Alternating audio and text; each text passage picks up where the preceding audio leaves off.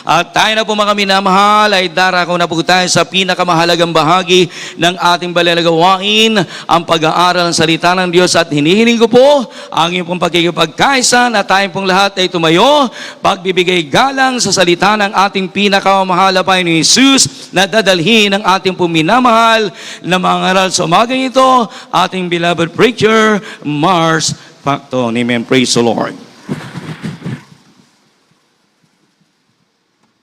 Praise the Lord. Salamat sa ating dakilang Diyos. God bless you po sa ating beloved co-preacher, Brother Romeo Jose.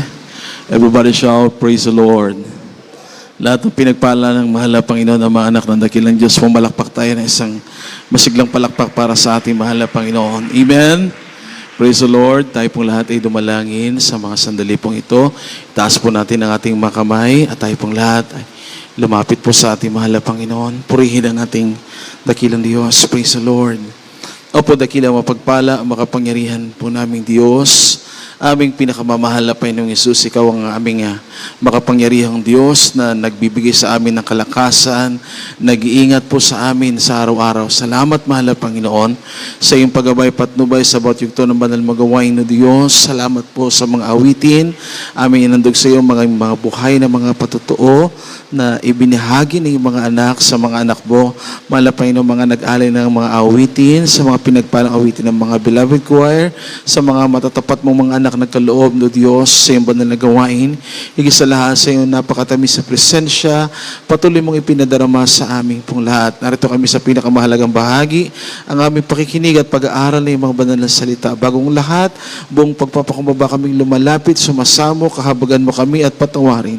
At sa pangunang panalangin po na aming minamahal, ginagalang aming mahal na pastor, laki pa mo ng kapangyarihan, pag-ibig at pananampalataya, mga banal mo salita sa mga sandaling ito. Bigyan mo rin kaming kalakasan, gising na diwang, lubos namin maunawaan ay yung mga banal na salita, O Diyos. Sa makapangyarihang pangalan ni Jesus, lahat ng hadlang, lahat ng gawa ng kaaway, aming sinasaway sa makapangyarihang pangalan ni Jesus. Sin Jesus cast out, cast out from us, in the mighty name of Jesus. And everybody shout, praise the Lord. Maraming salamat po sa ating pinakamahal na Panginoon. Hallelujah. Tayo po ay nagpapaabot sa mga sandaling ito, pinakamataas na pagpupuri, pinakamataas sa pagluluwalhati, pagdakila, pagsamba sa ating pinakamahal na Panginoong Yesus, ang ating Diyos na makapangyarihan po sa lahat.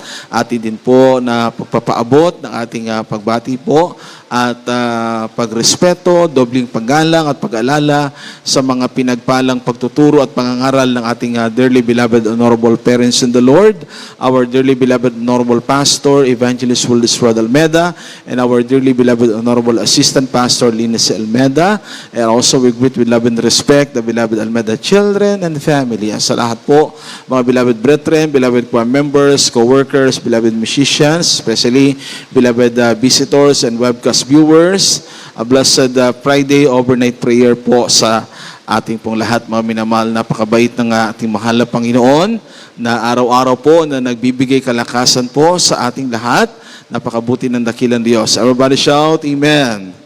Hallelujah. Tayo mga minamahal ay mag-aral ng Word of God. Kindly po, basahin natin ang ating mga Bible from the book of Philippians chapter 3, verse 20. Praise the Lord. Amen.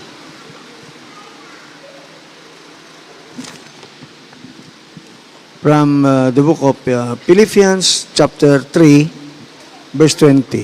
Amen. For our conversation is in heaven, from whence also we look for the Savior, the Lord Jesus Christ.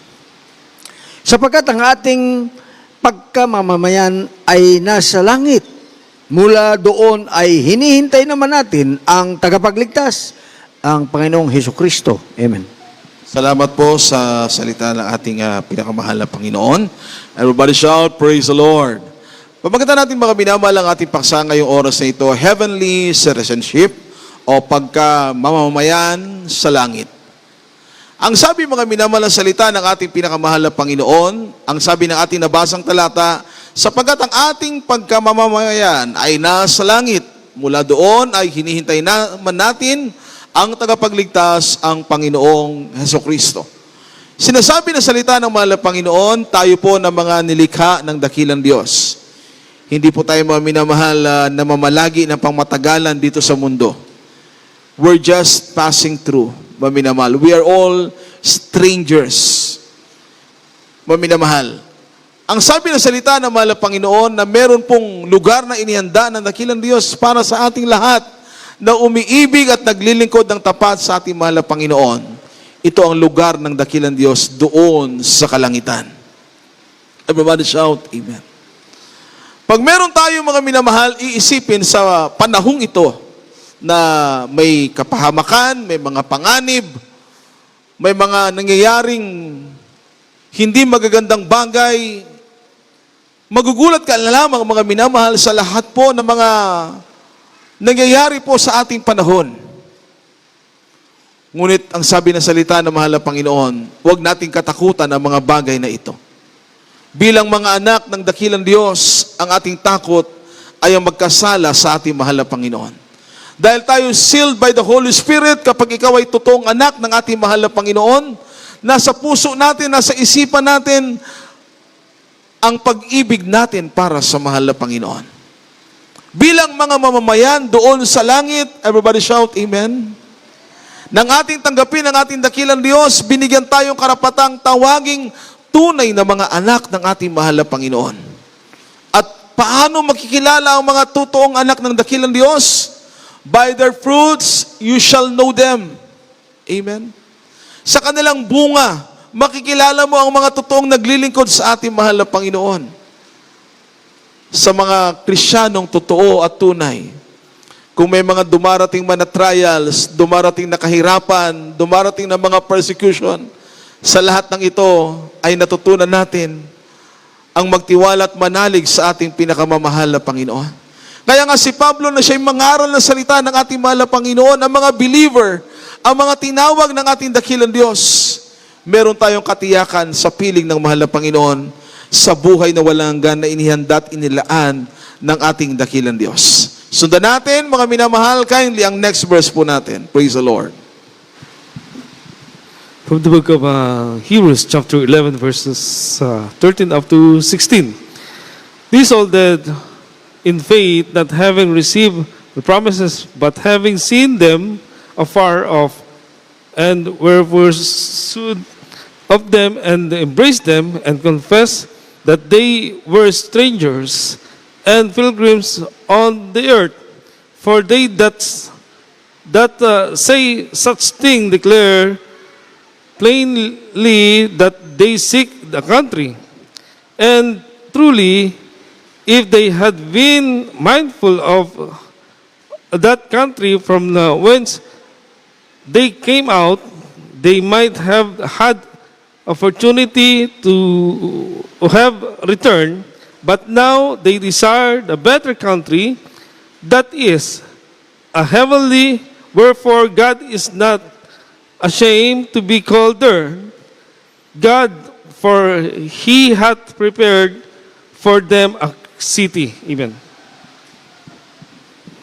Dito po sa wikang Tagalog, Hebreo, Kapitulo 11, versikulo 13 hanggang 16. Ito po ang sinasabing, ayon sa pananampalataya ay nangamatay ang lahat ng mga ito na hindi kinamtan ang mga pangako. Ngunit kanilang nangakita at natanaw mula sa malayo ang kanilang ipinahayag na sila'y pawang taga-ibang bayan at mangnalakbay sa ibabaw ng lupa. 14. Sapagkat ang mga nagsisipagsabi ng mga ganyang bagay ay nagpapakilalang hinahanap nila ang lupaing kanilang sarili. 15. At katotohanan kung kanilang naalala yaong yung lupaing kanilang pinanggalingan ay nagkaroon sana sila ng mabuting pagkakataon upang bumalik. 16. Ngunit ngayon ay nagnanasa sila ng lalong magaling na lupain sa makatwid bagay ang sa langit. Kaya hindi sila ikinahiya ng Diyos na tawaging Diyos nila, sapagkat kanilang ipinaghahanda sila ng isang bayan. Amen. Lahat ay masabi ng malakas na praise the Lord. Amen. Ang pagiging manlalakbay, everybody shout praise the Lord. Naglalakbay tayo mga minamahal na meron tayong finish line. Ang mga anak ng ating mahal na Panginoon, meron talagang hangganan ng lahat ng bagay na ginagawa natin. Kaya madapa man tayo, minsan mahirapan, magtiis, magsakripisyo, huwag tayong hihinto, mga minamahal, sapagkat doon sa dulo ng ating pagiging mamamayan, mga minamahal, na laan ng Diyos doon sa kalangitan, manlalakbay tayo ng ating pupuntahan, ang ating tutunguhan ay tiyak na sa piling ng ating pinakamamahal na Panginoon. Kaya maraming Kristyano minsan, sa buhay po natin ang mga anak ng mahal na Panginoon. Bakit natin sinasabing tayo po ay pinagpalang lubos ng ating dakilang Diyos? Pinagpala sa lahat, sapagkat meron tayong Diyos na nakilala, na sinasabi ng Biblia, tinatawag tayong mga sariling mga anak ng mahal na Panginoon. We are God's property. At bilang pag-aari ng mahal na Panginoon, hindi na tayo nabubuhay sa ating sarili. Everybody shout, Amen. Yung mga bagay na nais ng mahal na Panginoon, yun na po yung ginagawa natin. At yung mga bagay na alam nating labag sa kalooban ng mahal na Panginoon, humihiwalay tayo, mga minamahal. Hindi na tayo nabubuhay sa ating nakaraan. Hindi tayo nabubuhay, mga minamahal, ng ayon sa laman, kundi nabubuhay tayo ng naaayon lamang sa kalooban ng ating dakilang Diyos. Everybody shout, Amen. Everybody shout, praise the Lord. Dahil inihanda tayo ng mahal na Panginoon pala. Bilang mga mamayan sa langit, pag ikaw ay nagpuri sa mahal na Panginoon, dapat masaya ka nagpupuri. Dapat pag ikaw ay naglilingkod sa mahal na Panginoon, nagkakalaka lagi, mga minamahal. Dahil langit at buhay na wala hanggan, doon ay wala ng paghihirap, wala ng kalungkutan, wala ng problema. Sinong hindi magagalak sa lugar na yan, mga minamahal, na inihanda ng ating pinakamamahal na Panginoon? Amen. Kaya kung kahirapan ang pag-usapan, mas marami pala ang pagpapalang inilhanda ng ating mahal na Panginoon. Greater riches, greater blessing, mga minamahal, na inanda ng ating pinakamamahal na Panginoon. Eh, bilang mga anak ng dakilang Diyos, ang sabi rito, maminamahal na ating nabasa, we are looking for that better country. Maminamahal. Strangers lang po tayo rito. Sabi nga ng mga minamahal ng kasabihan, no permanent address. Amen. Pagka ikaw ay nagre-renta lang ng tinitirahan mo, minsan 1 taon ka lang doon, lilipat ka naman, mga minamahal, lilipat ka uli sa iba. No permanent address po tayo. Kung saan ka dadali ng mahal na Panginoon, everything give thanks. Sapagkat ang ating permanent, mga minamahal, place, reserved for us, mga minamahal, inihanda ng mahal na Panginoon, ay hindi rito sa lupa. Amen. Wala po ditong forever. Ang forever po ay nasa piling ng mahal na Panginoon. Sapagkat our loving God, He is the author of the word forever. Sa Kanya po nagmula yon, mga minamahal. Sa Kanya nanggaling yon. At tayo po na mga tinawag ng dakilang Diyos, na mamalagi tayo sa ating mahal na Panginoon. At meron tayong mahalagang bagay na gagawin. Ang sabi rito, being citizenship of heaven. Sabi ng Colossians chapter 3, verses 2 and after verse 4, mami naman, sabi po ng Word of God, our mind must be heavenly. Yung mga bagay na ating iisipin, dapat ay pawang maluwalhati sa piling ng mahal na Panginoon. All those righteousness, mami namahal, things that are pleasing in the sight of God. Kaya hindi po, basahin natin, mami namahal. From the book of Colossians, chapter 3, verse 2 to 4. Set your affection on things above. Set on things on the earth. For ye are dead, and your life is hid with Christ in God. When Christ, who is our life, shall appear, then shall ye also appear with Him in glory. In Tagalog, ilagak ninyo ang inyong pag-iisip sa mga bagay na nangasa sa itaas, huwag sa mga bagay na nangasa sa ibabaw ng lupa. Sapagkat kayo'y nangamatay na, at ang inyong buhay ay natatagong kasama ni Kristo sa Diyos. 4. Pagka si Kristo na ating buhay ay mahayag nga rin kayo sa kasama niya sa kaluwalhatian. Amen. Dati masabi ng malakas na Amen. Ito pala, mga minamahal, ang kailangan po bilang mga mamamayan doon sa kalangitan. Ang sabi ng ating nabasa kanina, sabi ng salita ng ating dakilang Diyos, ilagak ninyo ang inyong pag-iisip sa mga bagay na nangasa itaas. Set your affection on things above. Huwag sa mga bagay na nangasa ibabaw ng lupa, and not on things on the earth. Amen. Things that are in this world, all are temporal. Gaano man kaganda ang nakikita natin, gaano man mga minamahal kabago ang mga bagay na ating hinahawakan, mga minamahal, lahat po ay pansamantala. Lahat po ay may wakas. Everybody shout, Amen. Everybody shout, praise the Lord. Sapagkat ang sabi rito, sapagkat kayo'y nangamatay na, at ang inyong buhay ay natatagong kasama ni Kristo sa Diyos. Pagka si Kristo na ating buhay ay mahayag, ay nahahayag nga rin kayo na kasama niya sa kaluwalhatian. Christ is our life. We as believers, we are part of the body of Christ. Amen. And we are the bride of Christ. And one day, mga minamahal, we will all stand before Him in that day. Pag nakatayo na tayo sa harap ng ating mahal na Panginoon, magre-report tayo, mag-uulat tayo, mga minamahal, na mga bagay na ginawa natin habang tayo'y buhay pa, habang tayo'y malakas pa, kung tayo naglaan ng ating panahon, oras, kalakasan para sa mahal na Panginoon. Mga talento, mga pagpapalang ating nakamtan, ginamit natin para sa gawain ng mahal na Panginoon. Ang sabi ng Biblia, hindi nasayang ang panahong tayo po ay namalagi pansamantala dito sa mundong ito. Sapagkat ang ating totoong buhay ay buhay sa piling ng ating pinakamamahal na Panginoon. Everybody shout, praise the Lord. Kaya wala tayong ibang iisipin. Sabi po ng salita ng Diyos, isipin yung mga bagay na makalangit. Gaano ka lala ngayon ang panahon natin, paminamahal? Dahil sa makabagong panahon,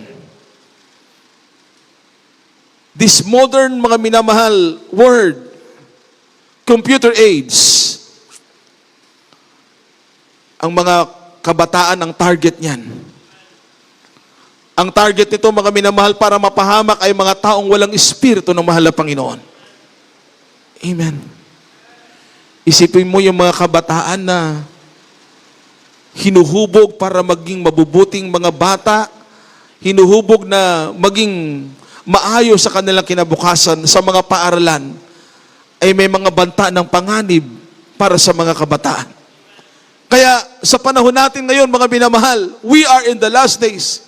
Yung lahat po ng itinuro ng ating beloved parents in the Lord, mga ating minamahal ginagalang mahal na pastor, ating minamahal ginagalang na assistant pastor, nangyayari sa ating panahon, mga minamahal. At bilang mga believer ng ating mahal na Panginoon, always equip your life with prayer. Kinakailangan sa tuwi-tuwi na, mga minamahal, ikaw ay mananalangin sa Diyos, that our loving God will guide our mind, our heart. Hihiling ka sa mahal na Panginoon, mga minamahal, na ikaw ay huwag mapahamak, ikaw ay sa tuwi-tuwi ng gabayan at patnubayan ng dakilang Diyos. Saan man tayo dalhin ng mahal na Panginoon. Amen? Kaya nakaka-bless yung mga kabataan na nandito po sa ministry, narito po sa gawain ng mahal na Panginoon, may takot sa mahal na Panginoon. Hindi ba kayo nagagalak? Hindi ba kayo, mga minamahal, proud sa puso natin ngayon? Na may mga magulang na mga believer ng mahal na Panginoon, ang mga anak na nandito na naglilingkod sa Diyos, inuhubog para umibig sa mahal na Panginoon ng tapat, mabubuting mga bata na may takot sa ating mahal na Panginoon, natutong magpagamit sa mahal na Panginoon. Everybody shout, Amen. Kasi magpagamit ka na choir member, sabi nila, dapat magandang boses. Amen? Alam niyo po, hindi lang po boses ang tinotono. Kailangan itono din yung puso. Itono din yung isip, mga minamahal. Amen? Pero higit na makikita ng mahal na Panginoon, yung faithfulness dapat natin para sa mahal na Panginoon. Dedicated spirit, teachable spirit. Dahil pag yun ang katangian ng isang gagamitin ng mahal na Panginoon, laging nandun po yung humility. Nandun yung kanyang obedience sa ating mahal na Panginoon. Hindi man tayo karapat-dapat, tayo po'y kinahabagan na magamit ng mahal na Panginoon. Everybody shout, Amen. Everybody shout, praise the Lord. Alam niyo mga minamahal, nagsimula rin kayong may kabataan at hindi na nga namin naranasan ang buhay sa sanlibutan. Dahil sa maagang edad namin, mga minamahal, nagpagamit na kami sa mahal na Panginoon. And by the grace of the Lord, sa panalangin ng tao ng Diyos, sa mga pagluha, pag-aayuno ng ating beloved and honorable parents in the Lord, narito ang mga kabataan na umiibig ng tapat, totoo sa ating mahal na Panginoon dahil merong totoong gawain ng dakilang Diyos na ipinapangaral ang purong ebanghelyo, kalakipang kapangyarihan, mga dakilang gawa, mga himala, mga pagpapalang nagmumula sa dakilang Diyos. Amen? Everybody shout, praise the Lord. Pag-usapan mo ang kabutihan ng mahal na Panginoon, kulang po yung magdamag. Amen? Napupunta po kami sa mga malalayong mga lugar, sa malayong bansa. Pag-usapan ang kabutihan ng mahal na Panginoon, kulang po yung magdamag. Sa napakaraming mga himala na mahal na Panginoon. Maraming mga pagpapala ang pagbuhos ng lahat ng biyayang nagmumula sa mahal na Panginoon. Iisipin lagi natin, para hindi marurumihan ang pag-iisip ng isang anak ng mahal na Panginoon, magkaroon ka sa tuwi-tuwi na ng takot na nagmumula sa ating pong dakilang Diyos. Lahat ay masabi ng malakas na amen. Next verse natin, kindly, basahin natin. Maminamahal. Praise the Lord. From the book of Philippians, chapter 4, verses 7 up to 9. And the peace of God, which passeth all understanding, shall keep your hearts and minds through Christ Jesus. Finally, brethren, whatsoever things are true, whatsoever things are honest, whatsoever things are just, whatsoever things are pure, whatsoever things are lovely, whatsoever things are of good report, if there any virtue, and if there be any praise, think on these things, those things which ye have both learned and received, and heard and seen unto me do, and God of peace shall be with you. Amen. Amen. Praise the Lord. God bless you po, beloved Brother Jay. Dito po sa, Brother Dan. dito po Basahin sa wikang natin. Tagalog, Pilipos Kapitulo 4, versikulo 7 hanggang 9. Ito po sinasabi, ang kapayapaan ng Diyos na di masayod ng pag-iisip ay mag-iingat ng inyong mga puso at ng inyong mga pag-iisip kay Kristo Jesus. 8. Katapus-tapusan mga kapatid, anumang bagay ang nakatotohanan, anumang bagay na kagalang-galang, anumang bagay na matuwid, anumang bagay na malinis, anumang bagay na kaibig-ibig, anumang bagay na mabuting ulat, kung may anumang kagalingan at kung anumang kapurihan, ay isipin nyo ang mga bagay nito. 9. Ang mga bagay na inyong natutuhan at tinanggap at narinig at nakita sa akin, ang mga bagay na ito ay gawin ninyo at ang Diyos ng kapayapaan ay isa sa inyo. Amen. Dati masabi ng malakas na praise the Lord. Mga minamahal, napakaganda po ng salita ng ating dakilang Diyos.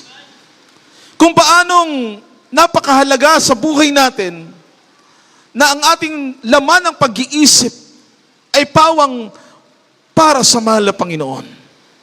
At ang Diyos ng kapayapaan, ang sabi po ng salita ng mahal na Panginoon, ay sa atin sa tuwi-tuwi na. May kaguluhan man, may mga panganib man, pero dahil meron tayong Diyos na nagbibigay kapayapaan, nahaharap natin ang bawat araw na panatag ang ating isipan sapagat nariyan ang kapangyarihan ng ating mahal na Panginoon. He is the God of peace. Amen. The God that brings hope for those that are hopeless. Ang mahal na Panginoon, sa Kanya po nagmumula ang lahat. Kaya kung pag-iisip, ang sabi po rito, mind those things that are good. Amen? Think of those things that are pure, that are honest, lovely. Amen? That are of good report, and if there any virtue, and if there any be praise, think on these things. Bilang mga anak ng mahal na Panginoon, bilang mga umiibig sa ating dakilang Diyos, na mga mamamayan doon sa langit, dito pa lamang pala sa lupa na isa na makita ng mahal na Panginoon. Kung handa tayo doon sa langit, dito pa lang mga minamahal, sasalain na tayo ng mahal na Panginoon. i-refine tayo na mahal na Panginoon.